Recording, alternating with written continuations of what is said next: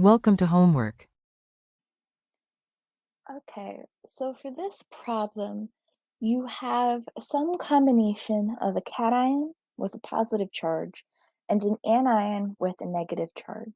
And you want to predict what the chemical formula would be if you were to form an ionic compound between this cation and anion. So a really important thing that you want to note for all of these problems is that your overall charge is going to be equal to 0. So the way that you want to think about these problems then is looking at the least common denominator that you can give to each of these charges in order to make the overall charge 0. Okay, so let's look at this first one, and I'll use red for our anions. So the way that you want to think about this is you want to think about Br, and if you have a Br, it's going to have an overall charge of -1. So it's not written, but it has an overall charge of -1. Our calcium cation is going to have an overall charge of +2. So in order to get this equal to 0, we have a +2 and we have a -1. So if we multiply this by 2, we would get -2, and so +2 minus 2 would be equal to 0. So what we need to do is we need to have Br2. So in this case, we would have calcium 1, and then we'd have 2 bromines, right? So we'd have +2, and then 2 times -1. And this would give us an overall formal charge of 0.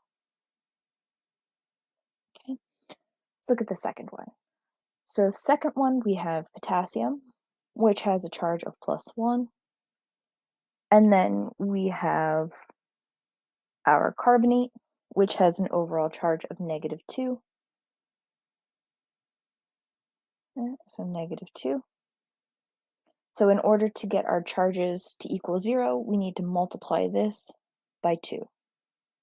So we need 2 potassium to every 1 carbonate that we have. So in this case, we would have K2CO3. Because then again, we have 2 plus 1 plus -2 is equal to 0. Let's look at the third one. So in our third one, we have our aluminum, which has a charge of +3, and we have this carboxylate, which has a charge of -1. So in order to get this to equal 0, if we multiply this by 3, we'd get -3, so we'd have +3, -3 to give us 0. So in this case, if we were to draw our ionic compound formula, we'd get aluminum, and then we have to put this whole thing in parentheses, CH3C, COO3.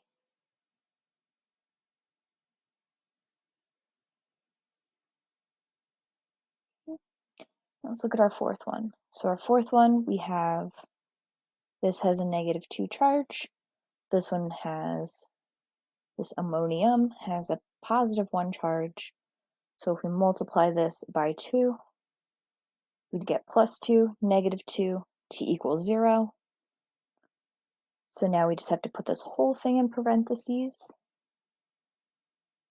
2 plus SO4.